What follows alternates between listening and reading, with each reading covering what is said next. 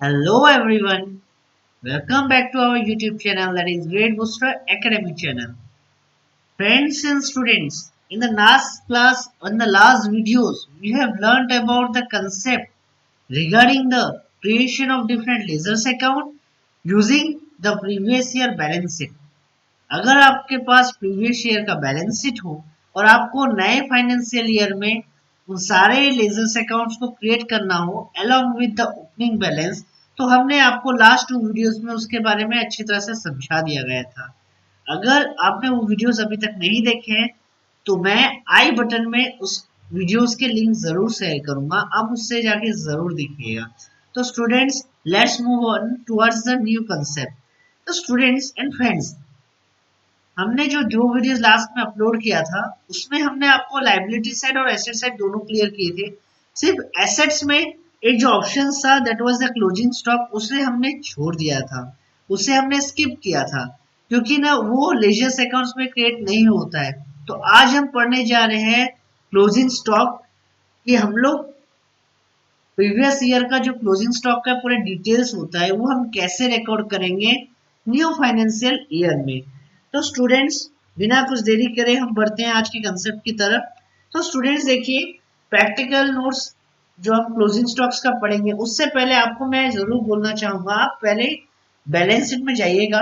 अपने अपने कंपनीज जो आपने बनाया है उसमें बैलेंस शीट में जाइएगा and you must check that the liabilities amount in the tally and the liabilities amount in your practical notes जो मैंने आपको प्रोवाइड किया है must be same, they must be same।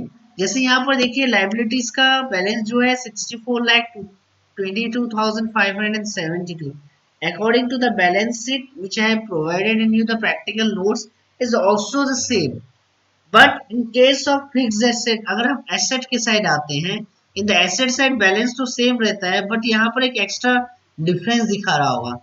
आप सभी के बैलेंस शीट में एसेट साइड में ये अमाउंट डिफरेंस जरूर दिखा रहा होगा क्योंकि हमने 1,15,855 का जो क्लोजिंग स्टॉक था वो हमने रिकॉर्ड नहीं किया है और सब सेम रहेगा। तो स्टूडेंट्स इसे जरूर देखिएगा कि आपके में सिर्फ इतना ही बैलेंस डिफरेंस शो करना होगा।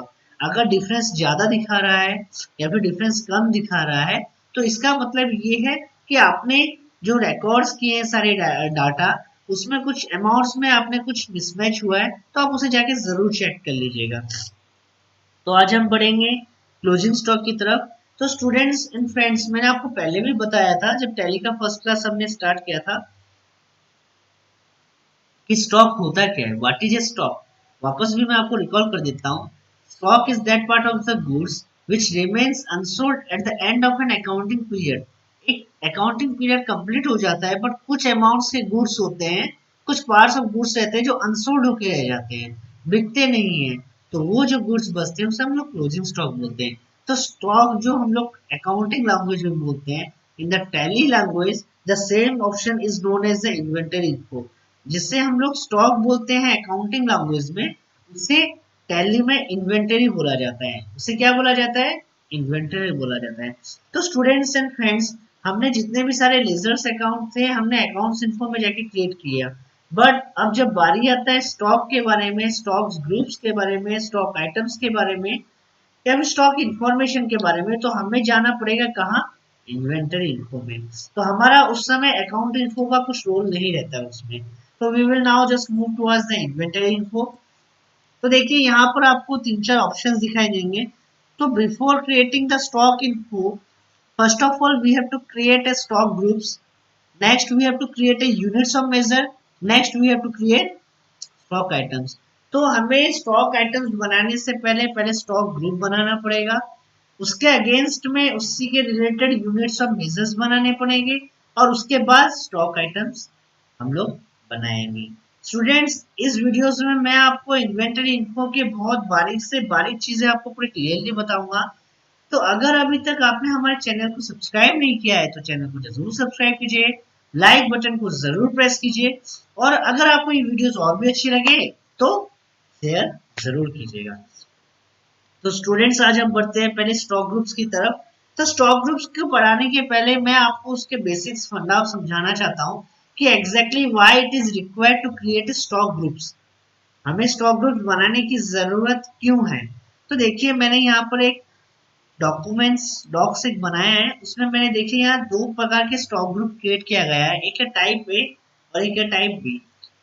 मान लीजिए कि आपका एक होलसेलिंग या फिर रिटेलिंग स्टोर है, you have a wholesale store और ए रिटेलिंग स्टोर।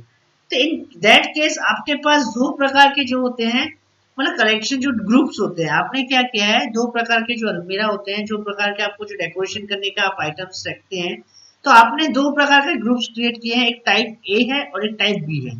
टाइप ए में आपने क्या किया है, सोप और टूथपेस्ट को, सोप मतलब साबुन और टूथपेस्ट को एक ही जगह रखा है। सेकेंड केस में टूथपेस्ट और डिटर्जेंट पाउडर को भी मिला के रखा हुआ है। एंड थर्ड रेट में नूडल्स और डिटर्जेंट पाउडर को भी मिला के रखा है। और फोर्थ में टूथपेस्ट और नूडल्स को भी कंबाइन करके रखा है।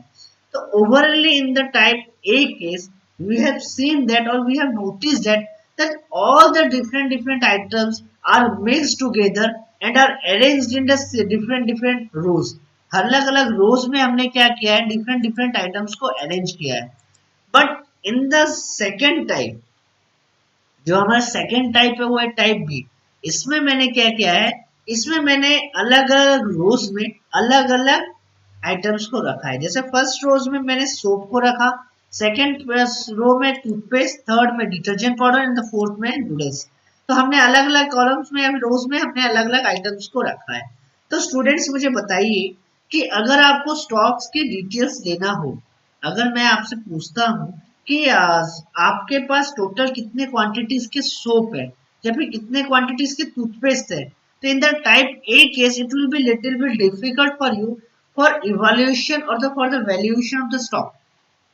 आपको एक स्टॉक का वैल्यूएशन अगर निकालना है, क्वांटिटी के काउंट्स निकालने हैं, तो आपको थोड़ा प्रॉब्लमेटिक हो सकता है, because we have mixed toothpaste in the different rows. मैंने इसमें भी टूथपेस्ट रखा है, इसमें भी टूथपेस्ट रखा है और इसमें भी टूथपेस्ट रखा है, जिससे मुझे तकलीफ क्या होगी, मुझे स्टॉक लेने में थोड़ी दिक्कत हो सकती है। But in case of type B, अगर हम टाइप बी की बात करें, तो इसमें मैंने क्या किया है ना, टूथपेस्ट के लिए एक अलग सा रो बनाया है जिसमें मैंने सिर्फ टूथपेस्ट ही रखा है।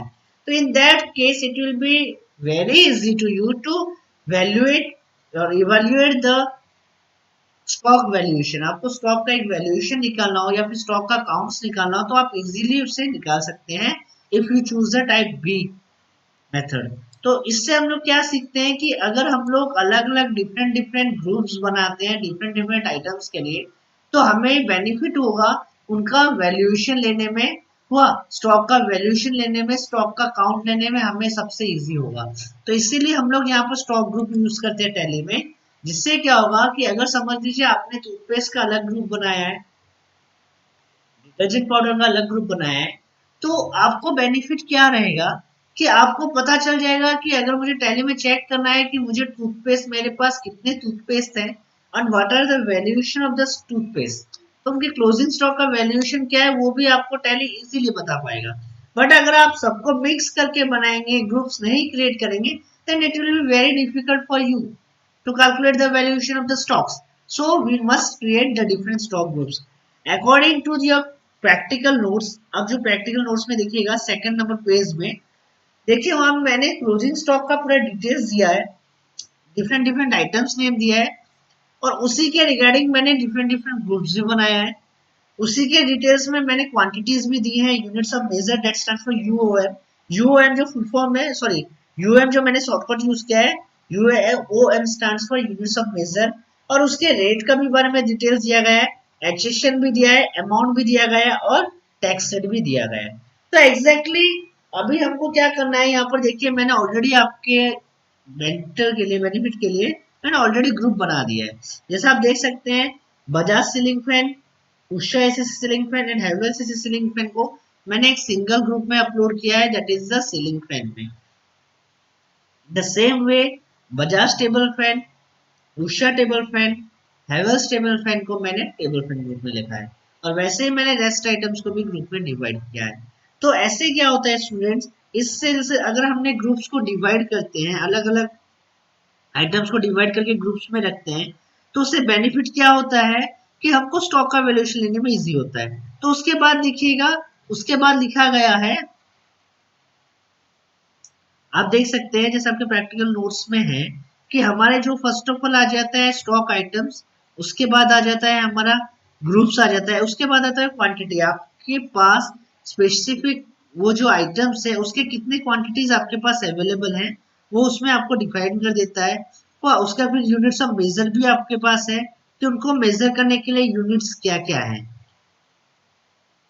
तो स्टूडेंट्स, तो अब हम बढ़ते हैं ग्रुप्स कैसे क्रिएट किया जाता है। तो आपको फर्स्ट ऑफ स्टॉक ग्रुप में जाना है। मैंने आपको पहले ही बताया था, आप हमेशा सिंगल मेथड यूज कीजिएगा, मल्टीपल मेथड मत यूज कीजिएगा। सिंगल स्टॉक ग्रुप, तो मैंने वहां पर ग्रुप का नाम देना है, अभी ग्रुप का नाम मांगा है, मैं यहाँ पर ग्रुप का नाम दे देता हूँ सीलिंग फैन। समझ में आया? Alias will remain blank, under group will remain primary. ये जो ग्रुप रहेगा ये प्राइमरी रहेगा। Should quantities of items be added, ये यस रहेगा, हम लोग इसमें आइटम्स जरूर ऐड करने वाले हैं। एंड सेट और अल्टर जीएसटी डिटेल्स इसे नो कीजिएगा। इसे आप यस कब करेंगे मैं बताना चाहता हूँ। देखिए, अगर आपका जो स्टॉक है, देखिए जीएसटी जब से लागू हुआ है, जीएसटी के पहले भी बहुत सारे प्रोडक्ट्स के जितने भी आइटम्स के अलग अलग रेट्स होते थे, तो अब जीएसटी में भी वैसे ही सिमिलरली अलग अलग आइटम्स के अलग अलग रेट्स हैं। समझ लीजिए आपने ग्रुप क्रिएट किया है सीलिंग फैन में, and the all the items in the ceiling fan are of the same rate. अगर सारे आइटम्स जो भी आप सीलिंग फैन के अंदर रखेंगे उनका अगर सेम रेट होता है, टैक्स रेट होता है 5%, 12%, 18%, अगर सेम होता है, इन चारों में से कोई भी एक होता है, तो आप इसे यहाँ यस करके आप उसका रेट चूज कर सकते हैं कि either it is an exempted, nil rated, taxable. इन तीनों के बारे में मैं आपको डिस्कस करूंगा फ्यूचर में, अभी नहीं, नेक्स्ट वीडियो जब हम लोग अपलोड करेंगे कि एग्जेम्प्टेड क्या होता है, नील रेटेड क्या होता है, टैक्सेबल क्या होता है। बस मैं आपको ओवरव्यू अभी कर देता हूँ, उसके बाद मैं आपको बताऊंगा कि कौन सा आइटम एग्जेम्प्टेड में जाएगा, कौन सा नील रेटेड में और कौन सा टैक्सेबल में। तो स्टूडेंट्स, अगर आपका एक ही ग्रुप में जितने भी सारे आइटम्स है वो अगर सिमिलर रेट होता है तो आप उसे यस करके वहां चूज कर सकते हैं। But according to my point of view, मैं मुझे अगर आप पूछते हैं तो मैं आपको जरूर रेकमेंड करूंगा इसे नो करने के लिए, क्योंकि इससे क्या होता है ना, इनकेस अगर फ्यूचर में आपके पास कुछ एक ऐसा आइटम आता है जो सीलिंग फैन के तो अंदर जाएगा ही, बट उसका टैक्स रेट अलग होता है, 12% होगा, तो आपके लिए वहां प्रॉब्लमेटिक हो सकता है। तो आपको क्या करना है, सिर्फ सीलिंग फैन नाम दीजिएगा, अंडर ग्रुप प्राइमरी रहेगा, और क्वांटिटीज ऑफ आइटम जो एडेड यस है उसे तो यस कीजिएगा, और सेट और अल्टर जीएसटी डिटेल्स को नो कीजिएगा। Now except this detail. Next उसके बाद कौन सा ग्रुप है, टेबल फैन। क्या है, टेबल फैन अंडर प्राइमरी में रहेगा। देखिए यहाँ पर मैंने जो सीलिंग फैन ग्रुप बनाया था वो यहाँ डिस्प्ले कर रहा है, बट हमको सीलिंग फैन में नहीं रखना है, प्राइमरी में रखना है, इसे यस करना है, एंटर।